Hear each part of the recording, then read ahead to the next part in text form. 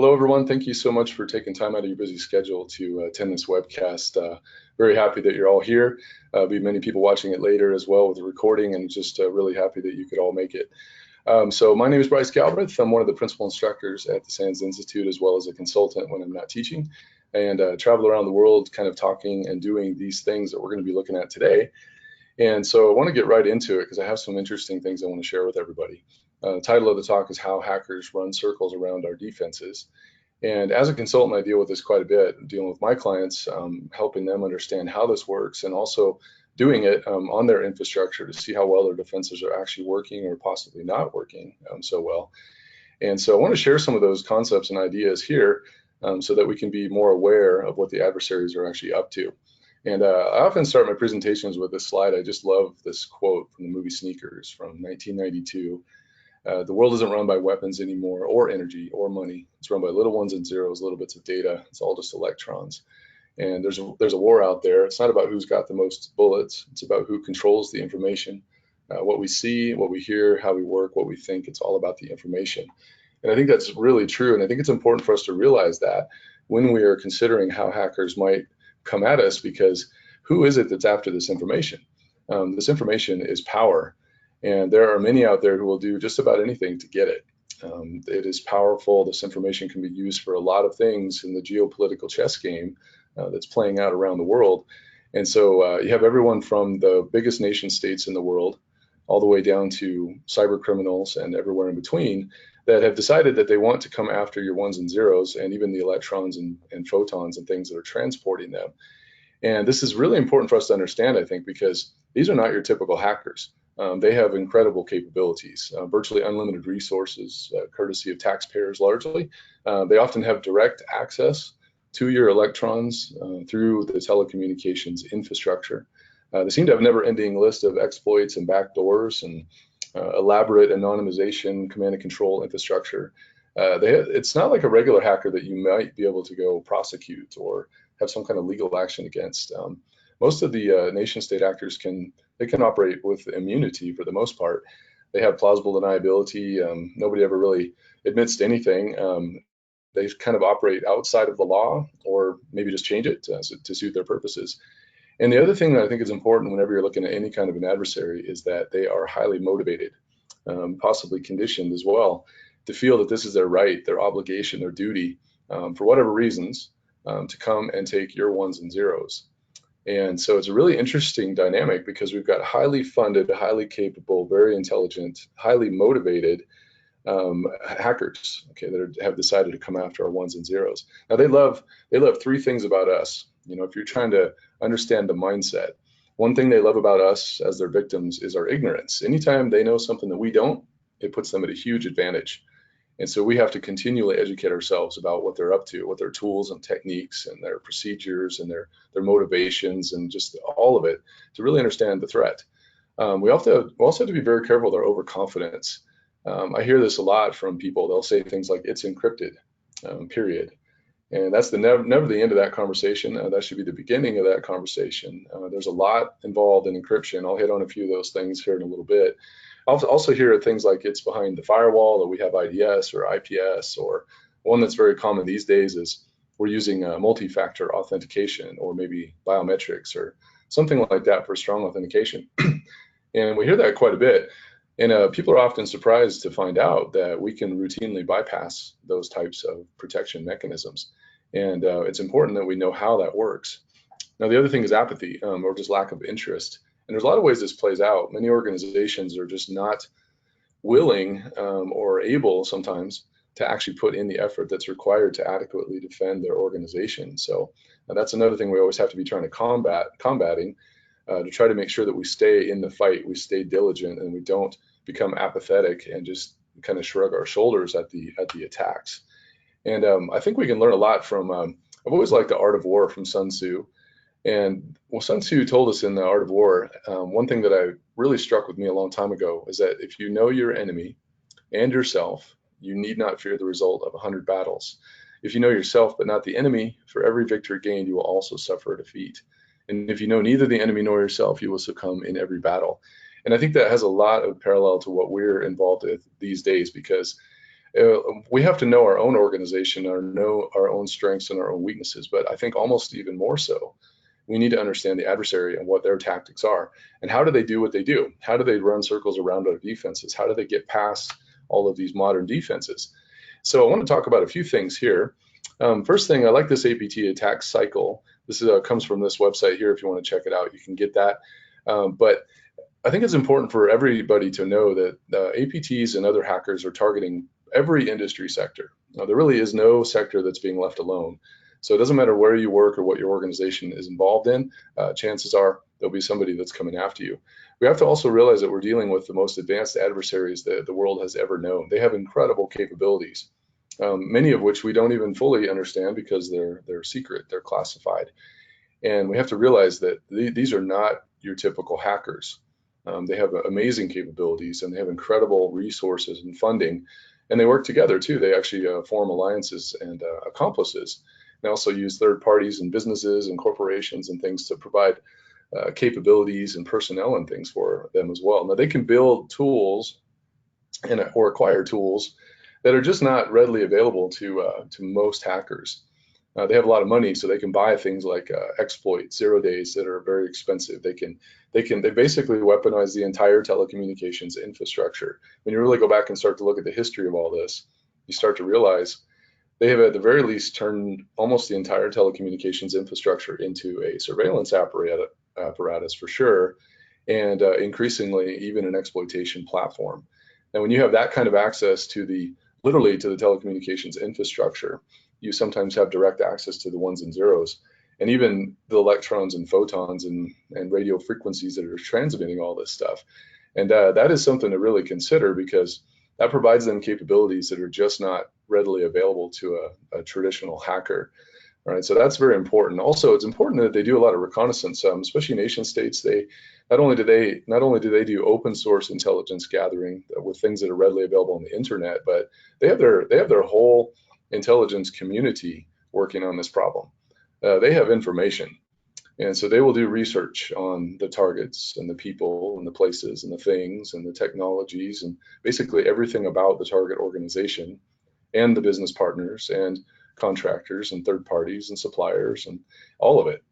And they will then also be very, very, very strategic and calculated and precise with their attack vectors.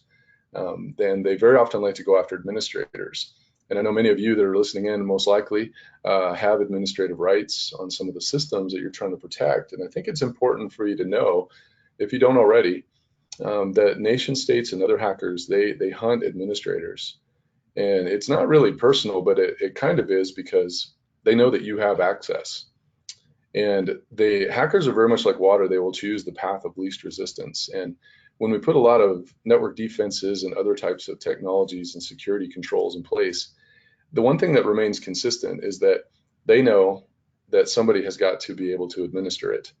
And so that's very often the path of least resistance. And if they can get themselves in a position where they can intercept administrative activities, including keystrokes and RDP sessions and SSH connections and all the remote administration that we do, it puts them in a very, very good position to maintain and expand their access. So I think that's a really important thing to consider. I'm not trying to scare people, but it's important. I know I work with my own customers a lot in that area because they really need to know this.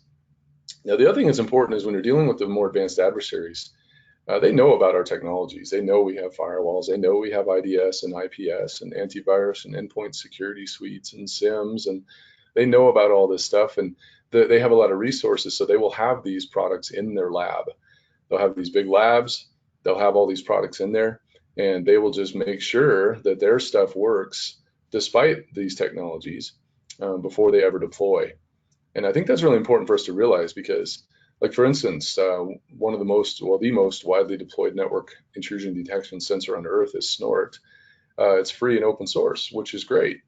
But it also means they can see exactly what's going on, and they have a lot of resources. So, if they can just sit down and work it out in their lab to where they can come up with some kind of maybe command and control that doesn't trigger any alarms, they're going to be able to figure that out. They just have the resources to do it.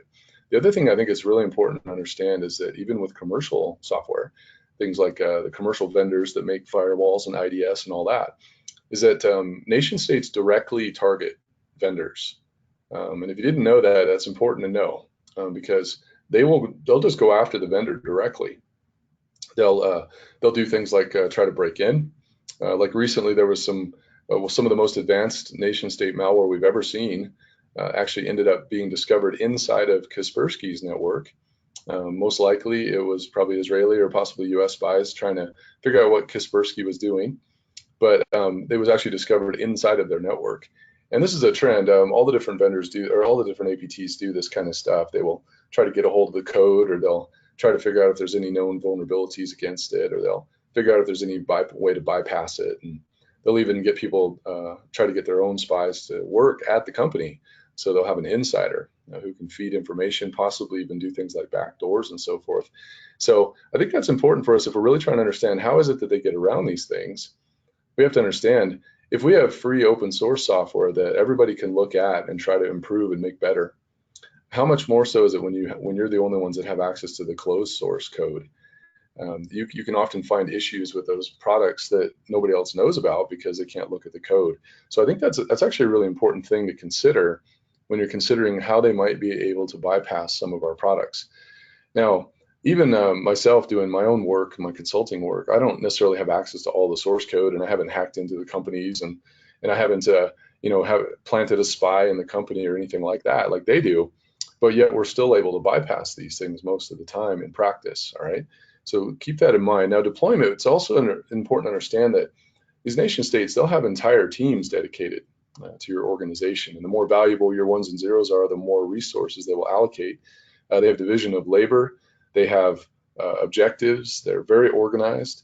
And they'll have entire teams dedicated, including potentially human spies, human assets, that will either try to gain access to your facilities, maybe put implants, or possibly even get hired at your company, plus all the normal types of things, setting up things like phishing campaigns and all of that. So we're looking at entire teams dedicated to your organization. They might literally have more people on their team than you do on your defensive team. So that's another thing to consider. And then the initial intrusion, they have a lot of options on the table. They have zero-day exploits if they need them. They often don't because we're not so good at patching sometimes, but they also they like to get undisclosed vulnerabilities and just not tell anybody about them. And then they have almost like a magic key to be able to break into systems. Even if you are patched, they have these undisclosed vulnerabilities. And we've seen a few of these get exposed over the years, so we know this is how they operate. Also, they have backdoors. They do supply chain infiltration. I'll show you an example of that here in a little bit. They have actual human spies, like I said. Very often they will coerce companies to give them access, so sort of like backdoor access. They'll also use lawfare, which is just changing the law or using the law in a way to be able to get what they want. So the initial intrusion vectors that they have are pretty considerable. If they really, really want to and they're really focused, they're most likely going to figure out some way to get that all-important initial foothold. Although, frankly, all it usually takes in most places is a spear phishing attack, or maybe some kind of a drive-by download or a watering hole attack, and they gain that all-important initial foothold. And it's very important to understand that. And sometimes it can be something as simple as JavaScript. We never have a lot of time on the webcast, but with JavaScript, they can even set up JavaScript-based proxies. And all you have to do is surf to a website, and next thing you know, they can actually proxy back in through your firewall and your proxy if you have one. They can connect into your internal workstation, and they can proxy their own web traffic to the internal web-based management consoles that we have for a lot of our products and things. So they don't even need to necessarily really hack into your computer. They can just run some JavaScript in your browser and go from there. So a lot of opportunities for the initial intrusion. Now, the outbound initiated connection is often part of this. They often use some kind of an outbound connection in order to get command and control, or maybe to go download additional malware, and ultimately to exfiltrate a little bit later on in the cycle. And so there's going to be some kind of outbound connection. And I think one of the mistakes that we often make is that this is always going to go through our internet perimeter. A lot of it does because it's more convenient for them, but it doesn't have to. And if an organization has really good perimeter protections, they might opt for a different method. And there's other ways to do that, just like that quote from Cosmo, it's all just electrons. There's a lot of ways to transmit data that don't have to go through your perimeter. And if we had more time, I could tell you about a few of them, but just to give you an idea, one of them is to use RF. Just use the wireless adapter in a say a laptop and transmit the data out. Another one that some researchers figured out from Israel recently, they could actually take the video card, which has nothing to do with wireless, but they could cause it to oscillate at the frequency used by the cellular networks, one of the frequencies, and they could literally transmit data off of the video card and pick it up on a cellular device a fair distance away. So I just have a quick note in there. It's all just electrons, but we have to understand that there's a lot of ways to get data in and out of an organization that does not go through your perimeter. Even on the kind of on the pen test side of things, you may have heard of the land turtle. That's a neat little tool. If you just go to landturtle.com, we use that a lot. We gain initial foothold, we drop it in, and then it has cellular remote access to it. So we can completely control the device from on the inner sanctum of their environment and never go through their perimeter. So all those perimeter protections are basically just completely circumvented. So that's another thing to be aware of. They can often just get around a lot of those detection strategies. Now, this next one is probably one of the most important ones. I know when I'm working with my clients, I spend a great deal of time in this particular area. But this is one, when you really want to see how hackers are able to run around a lot of our defenses, this is one of the areas where that happens probably more than anything else. They can run something as simple as keyloggers, but they're really effective. They can also do things like RAM scraping, things like Kiwi and Mimikatz, and there's another one called Mimikittens, doesn't even need privileged access. There are encryption keys, there's decryption keys, there are private keys and secret keys, there are sys keys, there are passwords, there are hashes, there are all sorts of things in RAM that they can extract that will help them expand access very, very quickly. The next one, SAT impersonation, that's a really important one, especially if you have strong passwords, or maybe you're using things like smart cards or biometrics or multi-factor authentication. Those are all wonderful things, but those are authentication, and they don't address session management. So one of our favorite attacks to illustrate this is called SAT impersonation. SAT is a security access token. This is something that's very integral in the Windows Active Directory and single sign-on throughout the whole AD. And we can actually hijack and impersonate other people's security access tokens. We never need to know what their password is. We never need access to their smart card or two-factor or anything. And we can still hijack the security access token and actually use it in the environment. That's a very important attack. Maybe later you can do some Googling around on that one, or you can always contact me. I can explain that further. Also, password managers, those are big targets. If I have time, I might show you a quick demo. And I've got it completely automated where all the user has to do is click on one thing that's wrong, and it will automatically go and find their password manager and download it and automatically launch a keylogger. And these are the things that hackers can do very easily. And once you have somebody's password manager and the passphrase through the keylogger that they use to unlock it, it's pretty easy to get all the rest of their passwords.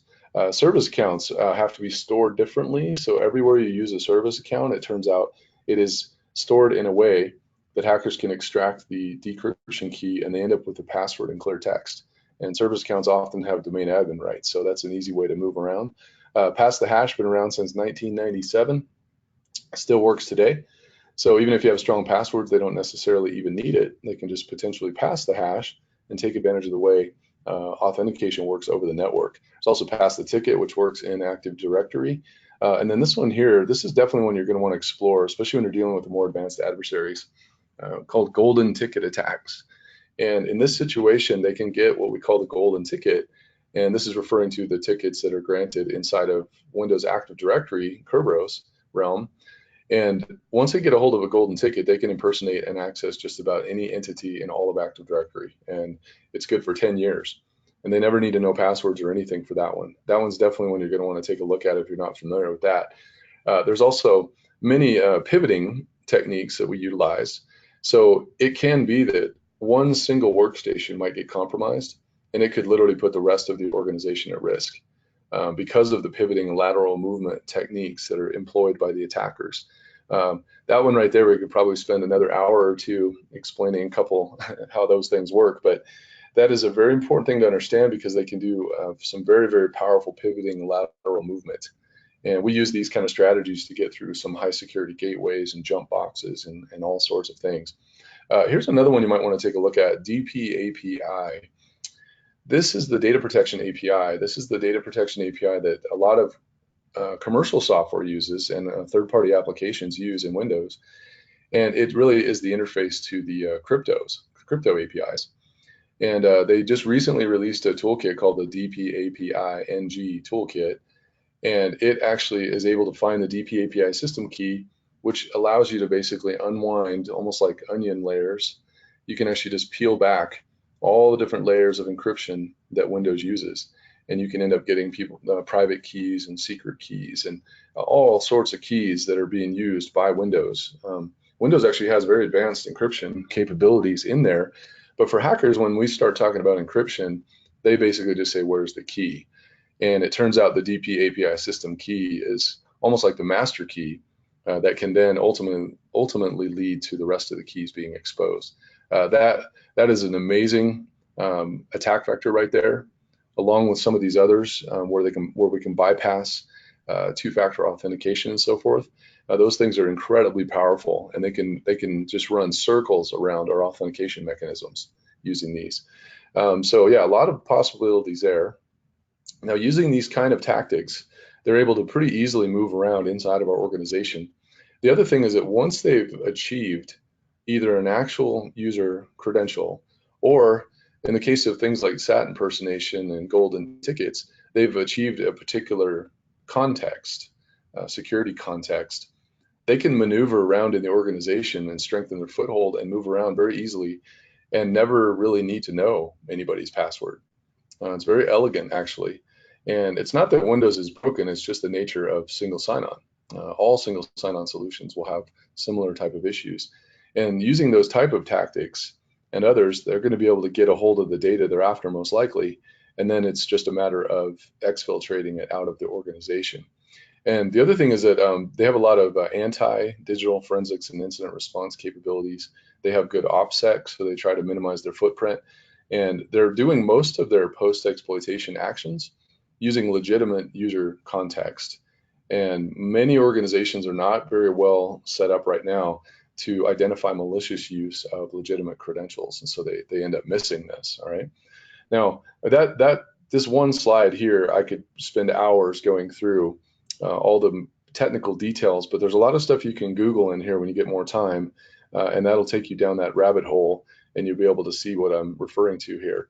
But these are the ways that they can just very, very easily go from initial compromise to extensive lateral movement. I'm talking going from possibly a workstation all the way to full domain administrative rights in the matter of minutes, maybe hours. And we do it regularly when we do this with our clients. So the things work, and they have a very advanced malware, even more than we have access to, and we're still able to make this work. So this is a very important diagram to take a look at. Maybe you can take more time and go through that when you have more time later. But the goal you have to understand the goal for adversaries is, especially the nation states, is what they call full spectrum dominance. And this is literally control over all dimensions of the battle space with overwhelming diversity of resources. They want to control terrestrial, aerial, maritime, subterranean, extraterrestrial, psychological, biological, and cyber warfare. This is their goal. Major nation states and the superpowers, this is what they're after. And they want full spectrum dominance, including physical battle space, air, surface, subsurface, as well as electromagnetic spectrum and information space. So when I say that it's all just electrons, it really is. It's all just electrons, photons, and RF transmissions and other types of transmissions. And they want full spectrum dominance over all of it. They literally want access to all of it.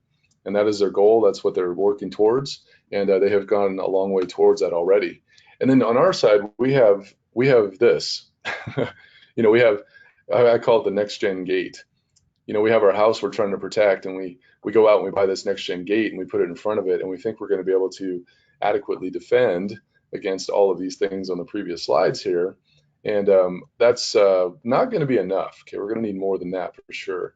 So if you're at an organization where they feel like they can just buy a next-gen product from the Gartner report or something and stick that in front of the house, and that's going to be enough, it's not going to keep hackers out of your network. Right? It's not that the products aren't good. They're better than they've ever been. But here's the real mind bender. Take a look at this. Here's the real mind bender. Even if you have the best next-gen gate that's ever been built, okay, like Next-Gen Firewall or something. Here's the real mind bender. What if I told you they are inside your Next-Gen Firewall? There has been recent examples of this where some nation-state tools have actually been leaked online, and inside of their toolkit were a variety of exploits for Next-Gen Firewalls. And that's a real mind bender if you're relying on your Next-Gen Firewall to keep the adversaries out and keep your hackers from running around when they can literally be inside of your firewall, which shouldn't surprise us really, because most of these are just appliances that are running Linux, and some of them with Windows, but most of them are Linux. And Linux has always had issues, just like every other OS. And so it shouldn't surprise us that something that's dealing with that much data, parsing out all this data and trying to do all this advanced inspection on it, might have a buffer overflow or a format string flaw or any number of other issue. All right, so we need to understand that they might literally have exploits for the firewalls. And going back here, this is one of the things they do in their lab, is try to figure out if they can exploit it. At the very least, do denial of service, but possibly even full code execution and take it over. All right, so that's important for us to realize. Okay, now the bottom line is good security is really hard. It's really hard, and it's a huge commitment. It requires lots of resources, but I think above all else, it actually requires understanding. We have to actually understand how they do these things. How do they actually get around our defenses? And that's the slide with the diagram hopefully will help with a lot of those details. And it can be a little bit overwhelming sometimes, especially if you don't know what to do. And so what a lot of organizations have decided to do is move their data up to the cloud. They're like, this is way too hard. We need to just get this out of here. Let's put it up in these amazing cloud infrastructures that the vendors have built. And the cloud infrastructures are amazing. I mean, they truly are. But I think there's some things we have to really consider about this. First of all, for some organizations, this probably is the right choice. The cloud vendors are amazing. They do some really incredible things, and it might literally be better and more secure in the cloud. But here's some considerations. Think about what we're doing. We're taking our most sensitive information and we're putting it into one place, this cloud infrastructure. That is it's just absolutely simply irresistible to the nation states. They will not leave this alone. They absolutely will not leave it alone. They can't leave it alone. It's almost compulsive. All that data, all that information, all that power, they will go after it. They are going after it. They will do anything they can. They'll use lawfare to just make the law where the people have to give them access, or if they can't get that, they will actually intercept the actual fiber connections of things going in and out of the facilities. They will get spies to work at the company. They will do anything and everything they can possibly do to get access to that data because it's just too valuable for them. And so I always used to like this little cartoon in the Mad magazine called Spy versus Spy. And so all the different spy agencies are kind of working this out, trying to get access to everything. And it's an amazing thing to watch play out. All right, so just keep that in mind. But the bigger issue, even if this doesn't happen, which I personally believe it already is, but even if that didn't happen, the other thing we have to remember is that your data doesn't just stay in the cloud. We can't, just because we put it in the cloud doesn't mean it stays there. And I think we really need to consider that. Hackers certainly do, and this is one of the ways that we get around cloud infrastructures. For one thing, a lot of the cloud vendors won't let us actually do anything against their actual infrastructure. So we're not able to do the things that spies might do, but we don't have to. Because what we do instead is go after the endpoint. And the endpoint ends up being the weak link.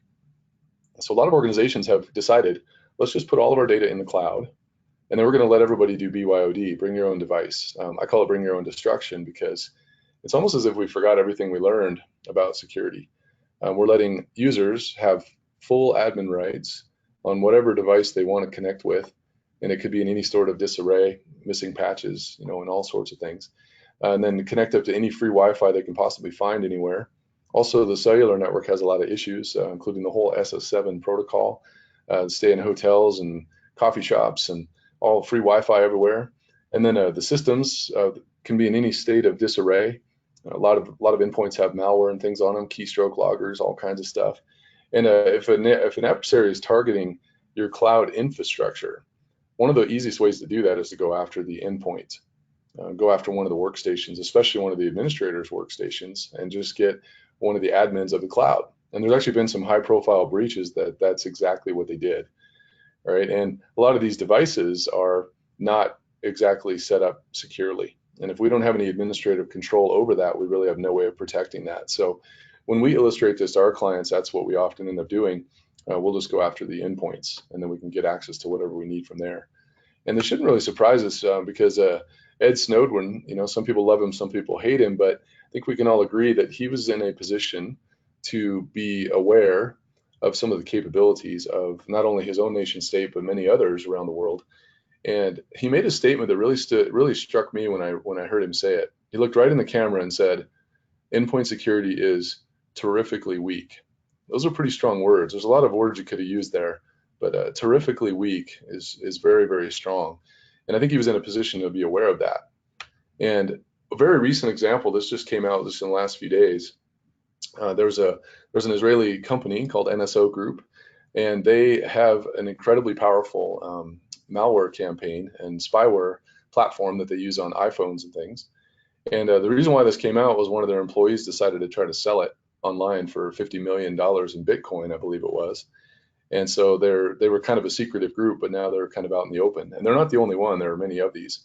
But their malware is so advanced that all they need is your phone number.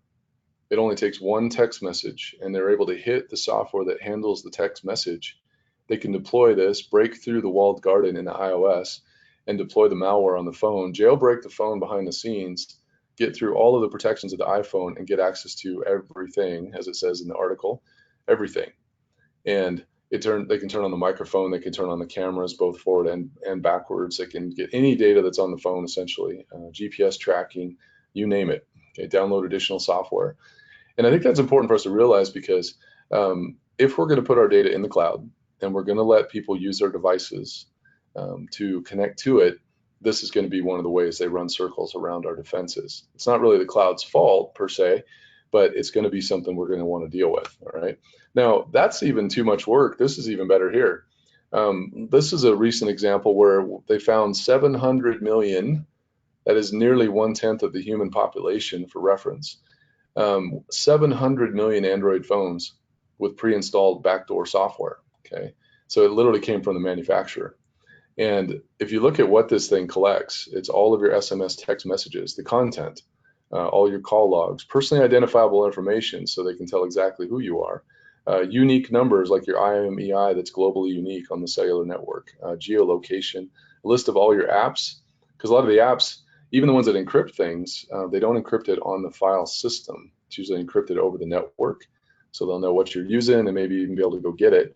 They can download and install apps, other spy apps. They can update, remove, they can update the firmware, or execute arbitrary root commands with privilege on the device. And you can't remove it. And so this is only one example of this. There's actually been several. And for the groups that are doing this, that's a pretty big win for them. But for anybody who gets one of these phones, that's pretty significant. So we call this supply chain infiltration. And we're going to see a lot more of this. Okay, this is very bold and not the only example of it, but we're going to see more of that. We've even seen examples of people doing BGP hijacking on the internet. So literally introducing nefarious routes into the BGP routing protocol on the internet and hijacking massive parts of the internet to bring them through their own telecommunications companies that they run and own in order to do man-in-the-middle attacks and interception. Right? And it's not an isolated event. It's been happening quite frequently. And you see all this stuff, and it's easy to feel like that guy in the movie Aliens. There's a scene in that movie where things get pretty bad, and he basically starts to freak out, and he's like, "Well, that's just great. Game over, man. Game over." And it can start to feel that way. The adversaries have all these techniques, and they do work really well, and they can run circles around a lot of defenses in many, many organizations. But the good news is that it's really not game over. They are not invisible. It is actually really, really difficult to interact with a modern system without leaving a trace. I like to say there's very little, if anything, a hacker can do that cannot be detected and or thwarted some way, somehow. Every interaction leaves a trace. There's artifacts all over the place, it turns out. Like a lot of when I go back to that diagram with the APT attack cycle, there's actually artifacts all over, on the hosts, on the network, all over the place. It's just many organizations are not currently equipped to actually find them. They're not aware of the techniques, they're not aware of the tools, and they certainly don't know how to actually look for it.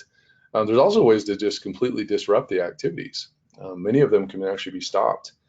And so it's not hopeless at all, but it's not as simple as simply buying a next-gen product and sort of sticking it in front of the house either. It's actually a lot more involved than that. Okay, now the good news is there's some great resources that really help. I'm a huge fan of the CI Security, Center for Internet Security. They have the critical security controls. If you have not seen that, I would highly recommend checking out that website. It's right there, cisecurity.org. They have some fantastic best practices. They've got tools. They even have virtual machines that already have the hardening guides applied to them and a whole bunch of great stuff there. And the critical controls, which can give you a good roadmap to try to focus your efforts on defense so that you're really putting your time and energy into things that tend to work really well, okay? I don't have time to get into all the details, but that is a really fantastic one there. This is great. Man, I'm so excited about this one. This is called the MIBR Attack Matrix for Enterprise, and I am so happy they put this out. If you have not seen this, you definitely want to check this one out. There's the web address right there. It's just attack.mibr.org. And oh my gosh, is this good stuff. They have done such a good job of showing you all the tools and tactics and techniques and procedures and things that adversaries use. I mean, this is probably the best compilation of this detail that I've ever seen in my life. So if you have not checked this out, you definitely want to. It's very detailed. It's broken out by like initial access, execution, persistence, and all the different phases of the attack. And then each one of these will give you very detailed explanations if you click on it. There's a bunch of information in there. It's just absolutely wonderful. I get excited talking about it. So check that out. And the good news is with this type of information is that we can actively engage in the fight. We don't have to just sit back and take this, believe it or not. They're not magic. They're not ghosts. They're not invisible. There are real world tactics that can stop them and or catch them and detect them. And so we can get really aggressive in our fight here, and we can have our security operations center geared up. All these details back here in the attack matrix, we can actually be doing continuous monitoring, being on the lookout for these tactics. And as soon as we identify probable adversary behavior with detection, we can move right into our digital forensics and incident response capabilities on the host and endpoint, as well as on the network. And then based on what we observe in here and the behaviors and things that we learn, we can actually build our own threat intelligence creation for our own internal threat intelligence consumption, maybe share it as well. And then that information can actually be fed back into our security operations center, who can then consume that threat intel and then figure out ways to use tactical analysis to actually turn that into some kind of actionable operational benefit that feeds right back into the continuous monitoring. And I'm really excited about all these things because like the attack framework and the critical security controls and all these things are really actually working well to make it very difficult for these adversaries, for the organizations that are aggressively doing this. So that's really encouraging, actually. One other thing that I want to point out that a lot of organizations are not doing is deception. This is another thing that Sun Tzu wrote about in The Art of War. He said all warfare is based on deception. There is no place where espionage is not used. Offer the enemy bait to lure him in. And this gets into this concept called cyber deception. And, militaries have been using deception strategies since the beginning of time. And so why aren't we? They certainly use it against us. And so cyber deception is the deliberate, calculated process of deceiving attackers in an effort to wage a better defense. And really all we're trying to do is slow them down, confuse them, deceive them, make them work harder. And also we're setting tripwires all over the place that makes it incredibly hard for them to maneuver without setting off some kind of a tripwire. And it can aid in detection big time. So we like to use this equation. We're trying to make our detection time plus our reaction time less than the overall attack cycle. And these deception strategies, especially the tripwires with the alerting mechanisms, all those can work so well. I'm a huge fan of this concept. It's starting to get some traction now. I would highly recommend exploring some of this. Keep an eye out at SANS too. We're going to have a class coming out soon that gets into this. But now this is not a replacement for anything else, but it should complement and feed into your other defenses. So I'll give you one example. One of the things that we've done in the past is set up honey creds. So we'll set up fake credentials in people's password managers. We'll put fake credentials in service accounts. So if they're RAM scraping, they'll find them. We'll put them in Active Directory. We'll put them in the router configuration files and everything else. And when they hit one of these honey creds, they think they found one. They turn around and try to use it, and it sets off the alarms. And there's just a whole bunch of really interesting and great things you can do in this particular area, but we only have so much time. But the goal is to disrupt the OODA loop, as it's referred to. As the attacker is observing and orienting and deciding and acting on your network, they're working through this OODA loop constantly. And the idea with a lot of our deception strategies is to disrupt their OODA loop. And so like at each phase of their OODA loop, we can lie to them, misdirect them, divert them, we can deceive them, we can obfuscate, we can delay, slow them down, disrupt, and all the while alerting us to the fact that we've got somebody in the environment. And we've had some fantastic success with this over the years.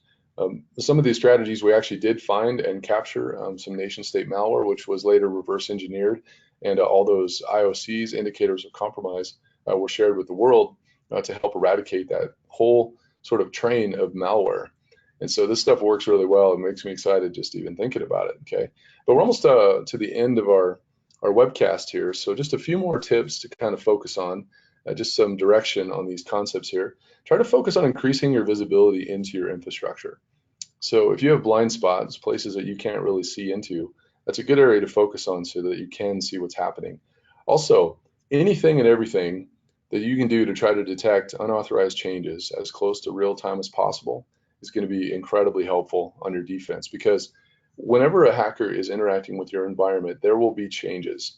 There will be something somewhere that they are doing that wasn't there before. And those things can be really good indicators. Even if they have really advanced malware and other things, you might be able to identify some kind of a change that occurs. Could be on the network, could be in memory, could be on the file system, could be in the registry or any other place. But focus in that area. This one here especially, try to focus on detecting malicious use of legitimate security context. That is such an important one, because if you go back and look at that APT attack cycle, which I have right here too, this one right here, expanding access and obtaining credentials, that is where most organizations fall down. This is where hackers run circles around our defenses, probably more than anywhere else. And what you'll notice is that when they gain access to either credentials or maybe security context, most of the post-exploitation actions are going to be done under legitimate user context. So that's why trying to detect malicious use of legitimate security context is so incredibly helpful. It's not an easy thing to do necessarily, but boy, does it help. An active defense with some cyber deception helps in here, because if you set up fake honey creds, they have a tendency to use them. That's only one strategy. But and then last but not least here, never confuse authentication with session management. This is one of the techniques that we use to run circles around people's defenses all of the time, because people have a bad habit of focusing on authentication, which is important, no doubt, but they forget that once you've authenticated, there's going to be some kind of a session management process that's happening. In Windows, Active Directory, it's a security access token or a SAT. And so very often what we do is we maneuver around inside the organization looking for security access tokens that are being managed by the LSAS process, Local Security Authority Subsystem. We can actually see other people's security access tokens, and then we can impersonate them. And then we can take off with their SAT and access anything in the AD that they can access. And we never even need to know their password or have their smart card or anything else. And this because people focus on the authentication and forget there's got to be some kind of a token that keeps track of your session later. Hackers don't forget about this. Same thing in web apps. A lot of people have web applications that are real important, a lot of sensitive data. Same thing. When you authenticate to a web application, there will be something called a session token. And that session token is kind of like a security access token. If a hacker is able to get a hold of this, they will also be able to access the web application.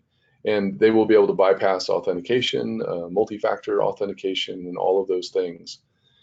Similarly, on smartphone apps, a lot of the smartphone apps, once you've authenticated to it, there will be some kind of a token in the app itself. And some of these things you almost never have to log out of. I mean, that token is good for a very long time. And really any other kind of single sign-on token, all of those types of systems are going to have something like that. And I think a great example of that just happened just a few days ago. Facebook announced their worst ever security breach, allowed a group of hackers to steal what? Not passwords. They stole the secret access tokens for 30 million accounts. Now, I think this is really important for us to understand. We do not want to confuse authentication with session management. They're not the same thing at all. And I think we're going to really need to be watching for this, because one of the ways to completely circumvent authentication is to go after these various token values. So as the industry slowly gets better at multi-factor authentication, the tokens are probably going to become more of a target for attackers. And unfortunately, we'll probably see more of these kind of breaches before people realize how serious that is. All right. Now, when you really take a step back and you look at most organizations have a lot of the same tools. There's a handful of firewalls. There's a few antivirus vendors that people use. There's a few SIMs, and there's really the field is relatively narrow. And I think the thing we really need to focus on is, what is the difference? What's the difference between an organization that is winning at defense versus one that is not winning at defense when everybody's using the same gear? And I'll tell you what the difference is. The difference is you. The difference is us. It's the people. It's all of you that took time out of your schedule to attend this webcast or watch it later. And it really is all about you. It's about your understanding of the ways that these attackers do what they do, the way they run circles around these defenses. And the more we can learn about the way they do this, and the more we can understand the tools and the tactics and procedures that they're utilizing against us, we can be a lot better at defense. So we can wield our defensive tools and our defensive strategies just that much better, and we can wage an adequate defense and actually protect our ones and zeros. So really it's all about you. That's why I do these webcasts. That's why I like to teach these days. That's why I do consulting. I really feel like it's all of us trying to work together to do a better job at defending against these people that have just taken it upon themselves to come steal our ones and zeros. So I hope you found that to be informative. We've only got 50 minutes to do it, but I tried to cram as much as I could in that much time. And so we'll turn it over for a Q&A, and hopefully there's some good questions here, and we'll wrap it up. Yeah, so I have a few questions to get started here, Bryce, but for anyone who's listening, please feel free to ask questions, and we'll get to as many of them as possible.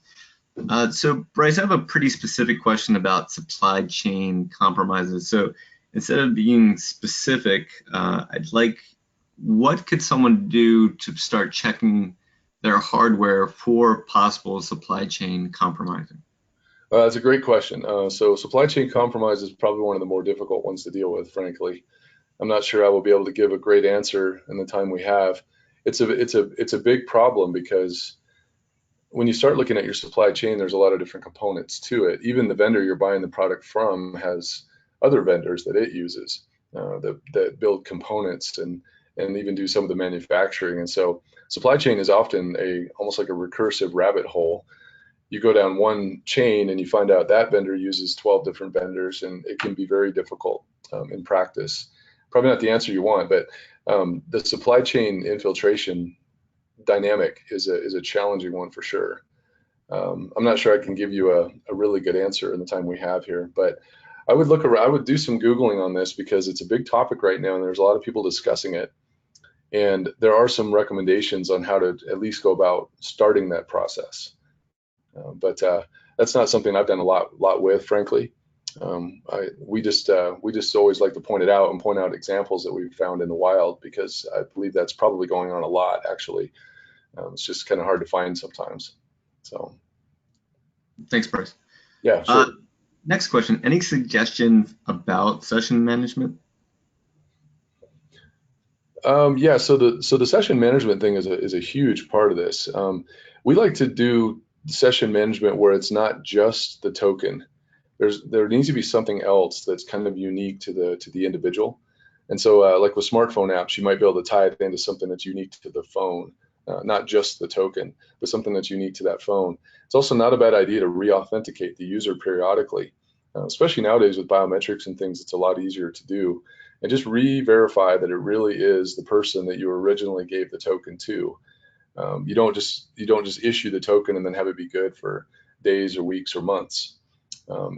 So basically it's just shortening up the lifetime of it and just re-verifying, revalidating that it really is either the device and or the person that you originally assigned it to, other than somebody just stealing 30 million of them and taking them offline and reusing them when it has nothing to do with the original at all. So that's usually the recommendations that we try to help people enforce in their applications. Thanks, Bryce. Yeah. So I'm going to answer someone's question and then ask a question to follow up with it. So here we go. One of the attendees asked, what happened to the 550 course? He heard it had been retired. So to answer your question, it's not retired. It is being revised, and we will launch it again in 2019. So we went through and adjusted it. We updated labs. So, and Bryce, you're a person who taught it quite often. So any updates that you know of, or? Yep, it's going to be bigger and better and more polished and more mainstream, and it's going to be focused a lot around the cyber deception concepts. So yeah, if you're at all interested in that, I would definitely keep an eye on that course. It should be really good.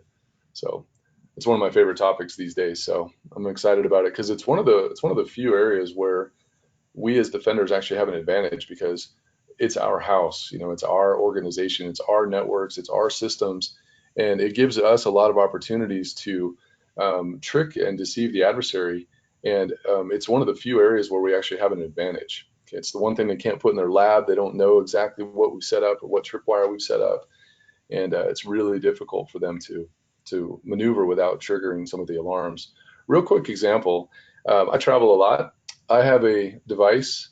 It's called the Haven app. I put it on a smartphone. I leave like a kind of an older Android phone that I have. And it uses every single sensor on the phone to just see if somebody comes in my room when I'm not there.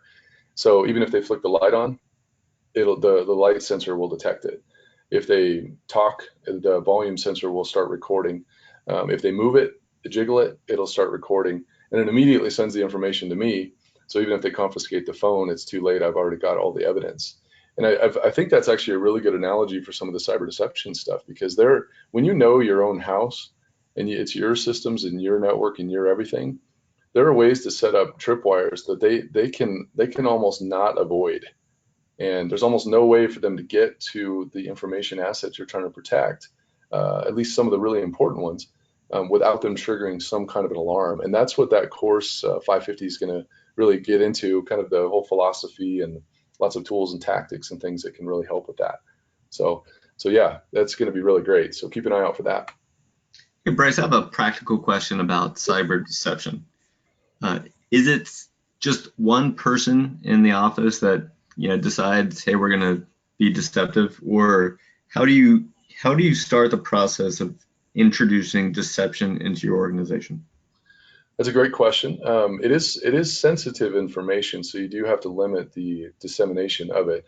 You know, it's not something you want to broadcast to everybody in the company. But that said, it is meant to be an official part of your strategy for defense. So it's not meant to be all done in secret and that sort of thing. It's meant to be an official part of your actual defensive strategy. So you're going to want to make sure you're involving the appropriate people, possibly managers and maybe even senior leadership, to get approvals on that. Sometimes you'll need human resources or possibly even your legal team involved, just to make sure that you're on good footing with what you're thinking about doing. It's very easy to play the game safely, but it's good to involve at least a handful of people, and then do keep that to a minimum. But as far as getting it started, one of the things that I try to do is I try to point people to, there's actually a book that John Strand and I and a few people wrote. It's called, let me find it here. Got a bookmark on this one. I'm trying to sell the book here, but it's a great question. And that's what this book actually gets into. So it's Offensive Countermeasures, the Art of Active Defense. And so this book gets into a lot of these concepts, because it's more than we have time for here, but gets into the philosophy of it, also how to make sure you're on good, solid legal footing, and how to start to implement this in your organization. And it also goes through a whole bunch of tools and tactics that are involved in this concept that you might find to be very useful as well. So it's meant to be kind of an official part of your actual strategy. So you'd want to document it and make sure that it's above board and you have approvals from the right people, and then go about it that way. So a little bit more than we have time for in the class, but that book gets into that in a lot of detail. Right, so I always picture like the person who created all the cyber deception leaves to go to some other company, and the people who are left are like, what is all this stuff? Yeah, and that's that wouldn't be the first time when somebody leaves that there's some information lost. But yeah, that's definitely something that has to be managed for sure. Yeah. Some similar questions a few people had. Are you going to make these slides available for download? Yes.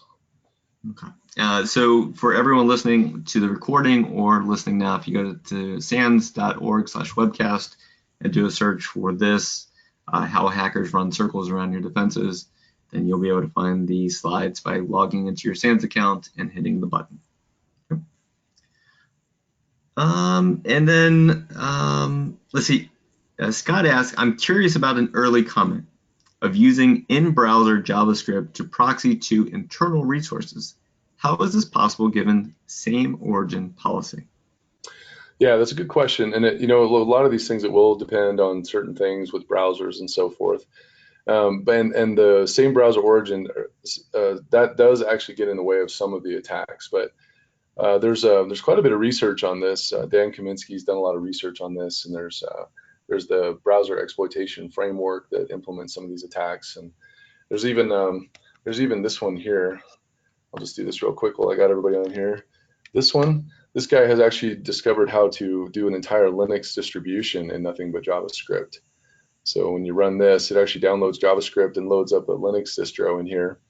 And he's got all his technical notes on how this all works and everything. But you can literally drop a Linux distribution into the target browser and then use it to do further attacks from there. And it even has they have like a sample C code program in there. You can actually put C code in there and compile it.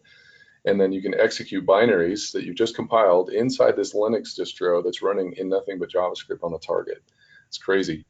And like this particular one, you can see everything, but we've just taken it and modified it slightly to where the JavaScript runs in the background like most JavaScript does. We can just remotely control it. And so between JavaScript and HTML5 and other methods like that, you can definitely do this kind of stuff. And when you look at the Beef framework, Beef project, this one is just one that sort of implements some of these things. And if you go take a look at the wiki, they get into some of this down here. They have some of the tunneling capabilities that it has. And one of the features is all you have to do is get one little small line of JavaScript into the target victim's browser, and then you can actually start to proxy connections through they call it where's it at? I forget what they call it. Anyway, it's the tunneling section here, and it kind of gets into how that all works in there. So yeah, there's definitely opportunities for this, but the browser's getting better all the time. They're trying to lock things down more and more. So maybe we'll finally get that sorted at some point. Bryce, I got one final thing. So there may be a lot of people here who are defenders or sysadmins or people who this is their introduction to how hackers do what hackers do. I did want to give a shout out to the Holiday Hack Challenge. If you could go to the website, holidayhackchallenge.com. For everyone listening, if you would like some experience with doing offensive tactics or with pen testing, or if you go to the SANS holidayhackchallenge.com, every single year, the team that creates NetWars and a lot of our labs and courses, they put this together and they give it away free to the entire InfoSec community. You can play this year's coming up in December, or you can play all the ones over the past 14 years. So if you're looking for training that you can do today to learn how to do some of the things that Bryce has talked about in this webcast, you can go to the holidayhackchallenge.com and click on the past ones. If you do get stuck and you're not able to make it through the challenge, there are write-ups on how they were solved, and you can follow someone else's step-by-step directions on how they were able to solve it, so that way you can solve it as well. So they're a lot of fun too. It's actually a lot of fun. Absolutely, they are a lot of fun. I like playing too, and I'm not very technical. So. One more website while we're kind of talking about these things. Back to the sort of active defense. There is a distribution called the Active Defense Harbinger distribution, and this website right here has a bunch of the sort of tools and techniques of the trade. They're broken out by different categories. All right, like over here for annoyance to slow people down, set off alarms and so forth. And they're kind of broken out nice and neat. And what we did was we tried to put together a website where you could easily go check some of these things out. And so maybe go check out something like artillery. and it will give you the project website, a nice description of it. And it'll also, some of them even have a video walkthrough. It's just my browser, I have some of that stuff disabled, but there's actual embedded videos and a little walkthrough on what the tool is designed to do. And this can actually get you exposed to a lot of the tools of the trade. And then if you add that book in there, you'll also get a lot of the mindset of all of it as well. And there's also the HoneyNet project. They have been beating this drum for a very long time, so just nobody was listening.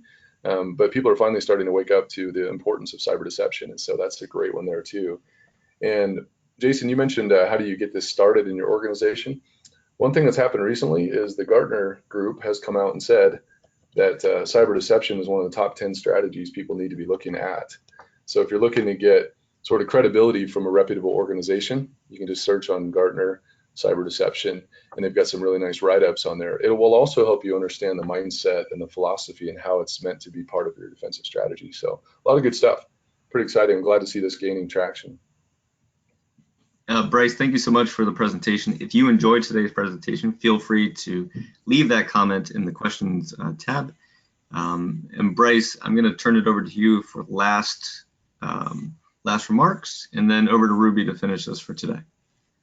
All right, I'd just like to say thank you to everybody that took the time to show up today, and also maybe later, we get a lot of people to watch them later. And I want to say a sincere thank you for all the efforts and all the effort and work that you all do. What you do matters. This whole business is kind of chaotic, a little bit overwhelming sometimes. There's so much information out there, but just enjoy the journey and know that what you're doing actually matters and it helps. And just keep keeping on, keep studying, keep learning, and what you do makes a difference. So appreciate you taking the time to join today. That's it. Okay, over to you, Ruby, to finish us off. Thank you so much. Okay, thank you guys both. Thanks so much, Bryce, for your great presentation and for bringing this content to the SANS community. To our audience, we greatly appreciate you listening in and participating. For a schedule of all upcoming and archived SANS webcasts, visit sans.org/webcasts. And if you have any questions, feel free to contact us at asiapacific@sans.org. Until next time, take care, and we hope to have you back again for the next SANS APAC webcast. Good night, good day, everyone.